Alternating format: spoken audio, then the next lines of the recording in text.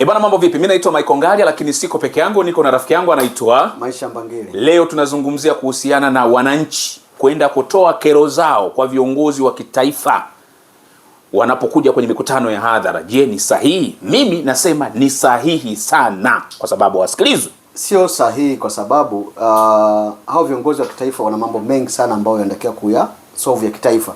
Kwa mfano, rais anapokuja kwenye eneo lako au anapotembea mkoani kwa maana ya ziara, lakini pia kuna waziri mkuu, kuna makamu wa rais, anaweza kawa pia waziri. Na mara nyingi mawaziri wafanyaji mikutano ya hadhara. Hiyo badala yake wanakuwa wameambatana na viongozi wakuu wa kitaifa, kwa mfano kama nilimtaja rais na makamu wa rais pamoja na waziri mkuu. Sasa tumeshuhudia mikutano mingi sana ambayo viongozi wa kitaifa wamekuwa wakitatua kero zao ambazo ni ndogo, ambazo zitakiwa tatuliwa katika ngazi ya kijiji, kata, pengine mpaka wilaya, lakini pia kishindikana wilaya iwe mkoani. Sasa kwa mfano mtu anakuja kutoa kero, kwa mfano mimi nimeibiwa ng'ombe, ambao hicho tu ndio kesi na mtu wa chini kabisa huko. Pengine mwenyekiti wa kijiji au mwenyekiti wa mtaa. Sipo solve. Sasa sipo solve, ndio maana kuna ngazi hizo za chini mpaka ifika zinazofuata mpaka kufika hatua hiyo. Tumepita kote huko. Sawa, umepita kote vipi yani? Yaani tumepita kote huko. Yaani mpaka pale. Yaani tumeanza kwenye kijiji mpaka mkoani. Na ndio maana kuna mpaka kwa mkuu wa mkoa. Na ndio maana kuna ombwe, maana mimi ninachogundua kuna ombwe la viongozi. Sio, umeelewa? Maana tafsiri yake hao wananchi mpaka wanakuja kutoa matatizo kwa viongozi wakuu wa kitaifa. Haitakiwi hiwe hivyo. Ndio maana kuna mifumo miwili, kwa serikali za mitaa, kwa serikali kuu. Serikali mitaa maana yake nyie mko karibu na wananchi huku chini. Mmeshindwa kutusikiliza hata kama mpo karibu na sisi.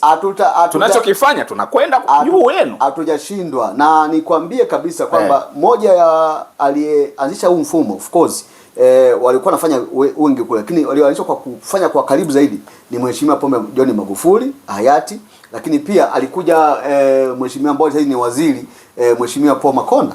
Alifanya sana ziara za kusoma matatizo mengi, lakini ukiangalia matatizo ambayo anasolve huyo kiongozi wa kitaifa, mimi naona pale ni kisiasa tu. Kwa sababu watu wanatatua matatizo yao, ujue. Kwa sababu hiyo nakukatalia. Ndio naona kuambia, kwa mfano wewe, nikupe mfano halisi. Nikupe mfano, kwa mfano alikuwa anasolve Makonda ambaye alikuwa ni katibu mwenezi wa CCM kwa wakati ule. Akisolve tatizo lake pia anatakiwa mpigie waziri. Waziri anatakiwa ampigie pengine Mheshimiwa Rais au mpigie waziri mkuu. Si kama unaelewa? Sasa hiyo tatizo tayari inakuwa una mandate ya kusolve katika mazingira yao. Sasa ngoja nikwambie, sasa usiende mbali sana. Ukiona hivi ujue kuna barrier iko kati. Umeshanielewa vizuri? Ndio. Hawa viongozi unakuta labda mtendaji wa kata yuko pale. Yeye ameshatengeneza barrier mwananchi asivuke hapa kwenda kwa mkuu wa wilaya labda. Unaona? Ndio.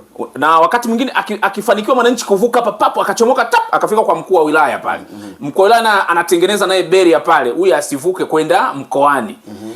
Naye huyu mwananchi akifurukuta akichomoka pale akafika mkoani. Mkoa na wenyewe unatengeneza barrier tena kwamba huyu asiende mbele. Haya mambo tumefuatilia.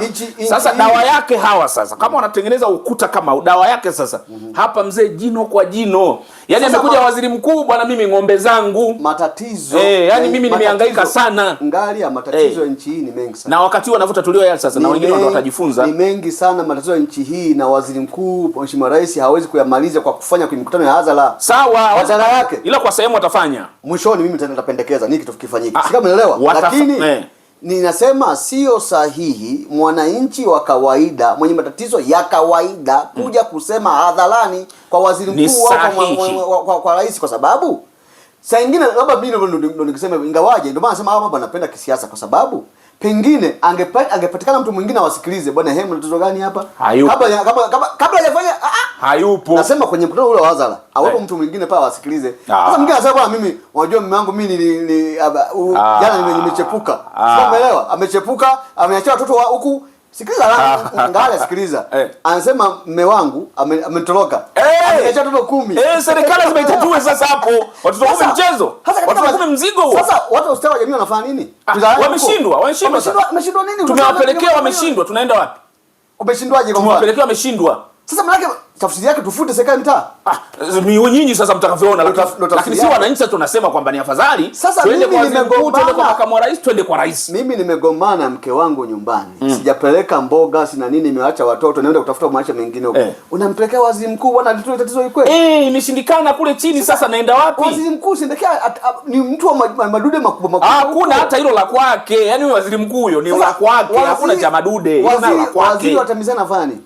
Ameshindwa sasa. Mkuu wa mkoa anafanya nini? Ameshindwa. Mkuu wa wilaya ameshindwa. Na katibu tawala ameshindwa. Tunaenda wapi? Haitakiwi. Haitakiwi. Ngoja nikwambie mbali. Sikiliza nikwambie. Nchi hii kuna watu wana matatizo kuliko unavyofikiri. Mimi ninachokwambia. Yaani nafika mahali, wewe kwambie. Sikatai kwamba watu wana matatizo. Mtu akienda hapa na kukutana na ukuta, akienda hapa na kukutana na ukuta, akienda hapa na kukutana. Yaani jambo mimi naungana na wewe unaposema kwamba kuna viongozi huko chini ambao walitakiwa wao watatue matatizo. Lakini kwa bahati mbaya sasa wanashindwa kutatua. Sasa inawezekana wanashindwa kwa makusudi. Ndio maana sasa watajuaje hao wakubwa sasa? Si lazima twende sasa kwa waziri mkuu au kwa rais tumwambie kwamba watu wako hawa uliowaweka hawa wanashindwa kutatua matatizo ya kwetu. Nikukumbushe. Rais atajuaje? Mheshimiwa kwenye ziara nyingi sana za mheshimiwa hayati John Pombe Magufuli. Akawa na kuna siku akawa yuko nadhani kama sio Gairo mkoani Morogoro. Sio umeelewa? Akawa anasema mkuu wa mkoa upo, mkuu wa wilaya upo, mkurugenzi upo, katibu tawala upo. Hii tatizo mpaka mimi nisofu. Safi kabisa. Ushaelewa? Sasa maana yake nini? Maana yake huu mfumo umecollapse. Kwa wewe mfumo huu umekufa wa chini. Wewe unataka kufukuza wote tuanze upya. Ndio maana yangu ni kwamba hii conclusion ya mwisho ni kwamba nchi hii viongozi wa kitaifa kuja kusolve matatizo ya wananchi kwenye mikutano ya hadhara haitakiwi. Badala yake tutengeneze system ambazo zinafanya kazi vizuri, kila mmoja anawajibika kwa nafasi yake. Nani atengeneza? Nani atengeneza mifumo hiyo pamoja na kutengeneza katiba vizuri?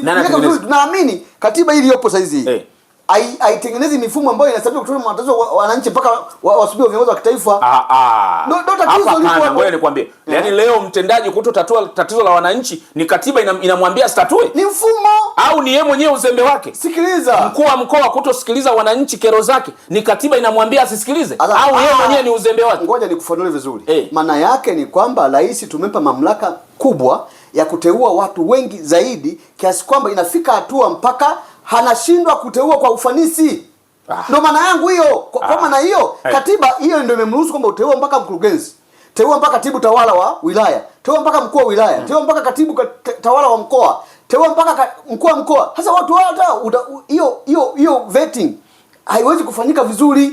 Kwa tafsiri yake tukiunda katiba mpya, system zikawa nafanya kazi vizuri. Ndio maana nakwambia kuna katiba ilikuwa inapendekezwa hapo katikati kwamba ifika hatua mpaka mkuu wa wilaya aombe kazi, mkurugenzi aombe kazi kabisa kwa CV kwa uwezo wake. Sasa kwani hata wanaomba kazi hizi? Si ndio ambao wafanyi kazi? Ngoja tulia basi kidogo. Anaomba kazi nani? Tulia kidogo basi hapo. Anaomba kazi ni. Tulia hapo basi. Kwa hizi. Tulia basi kidogo. Wewe unataka kuniambia mganga mkuu kwa mfano, labda mganga mkuu wa wilaya anaomba kazi, aombe kazi? Huyu anaomba kazi. Uzembe unafanyika ufanyiki?